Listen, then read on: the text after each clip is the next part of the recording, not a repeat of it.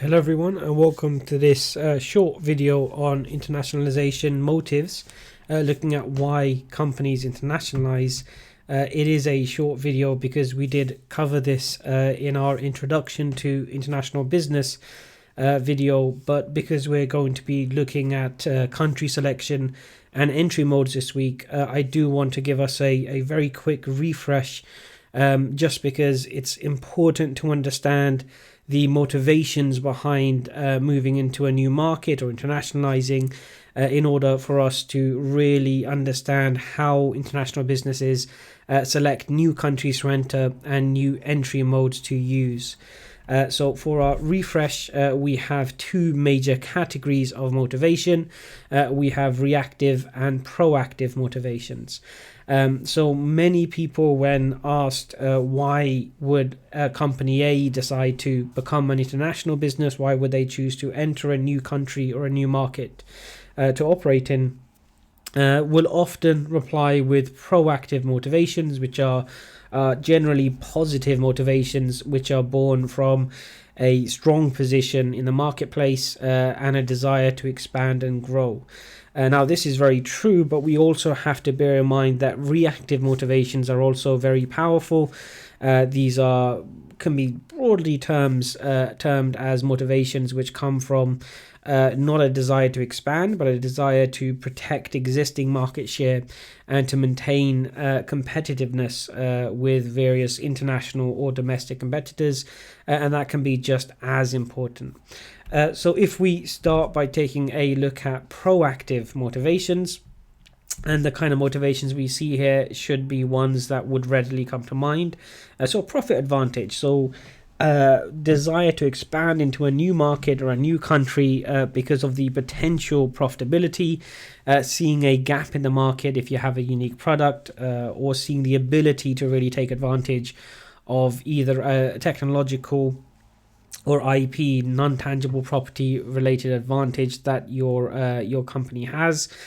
These are all generally born from a desire to expand. So you have a strong position in your domestic market or in your existing markets, and you want to leverage these advantages into expanding into a new market and therefore boost your revenues and your profits. As well as these, we have a few other ones which are useful to bear in mind. So tax benefits, with the international taxation regimes being what they are. Internationalization and expanding into new markets can often bring tax benefits depending on the way your organization or the organization is actually arranged. So we often see markets being entered into and various regional structures being created, and those are often there. So the organization as a whole is able to derive some kind of taxation benefit, and we will look at this in more detail later on in the course.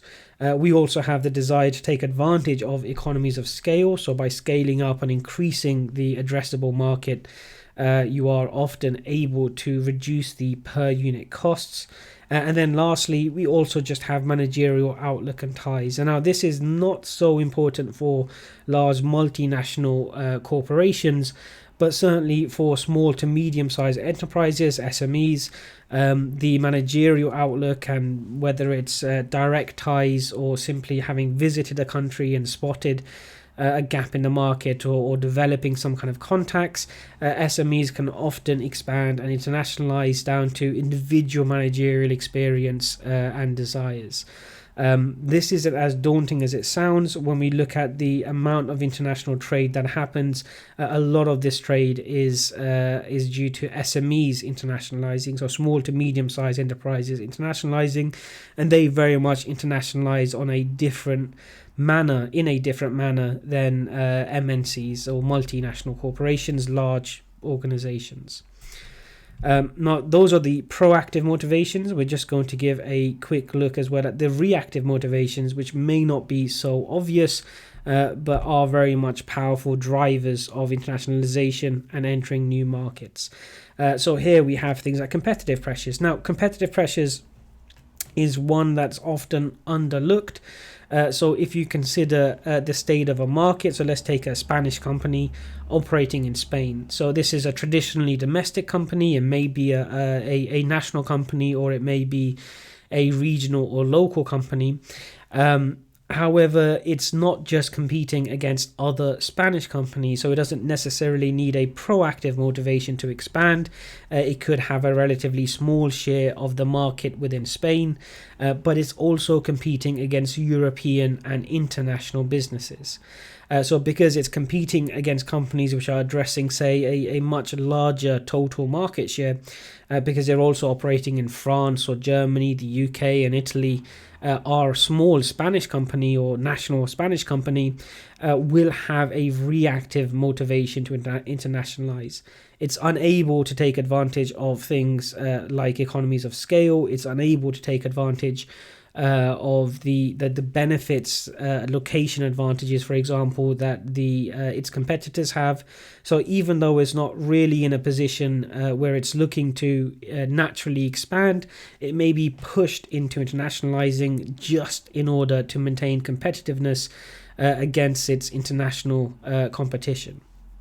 So as well as this, things like overproduction, declining domestic sales, saturated domestic markets, as well as excess capacity, may all keep pushing businesses that otherwise we're quite happy with remaining as a domestic business, so just operating within one country, it may continually push them to actually expand, even though they would otherwise not have a motive to do so.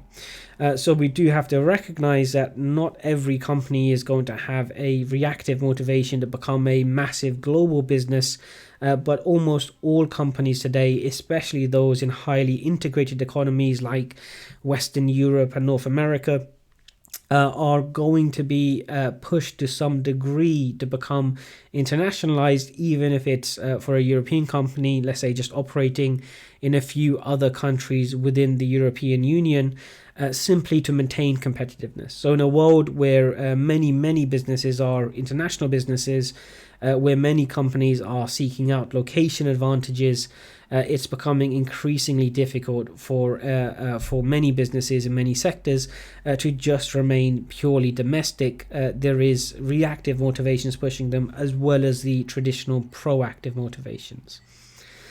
Now, as well as this, the last thing I just want to briefly mention is the strategic effects of internationalization, and this is fairly well understood and well mapped.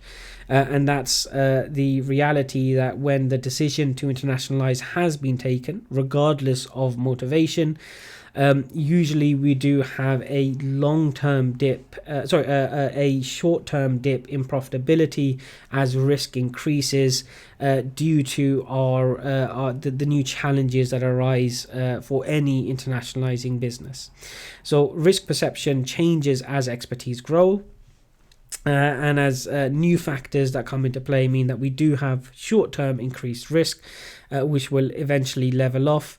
But this internationalization process does mean that profits and revenue, well, not revenue, but certainly profits often dip as we're investing in setting up our overseas facilities, or as we're investing in the resources needed for our particular entry mode.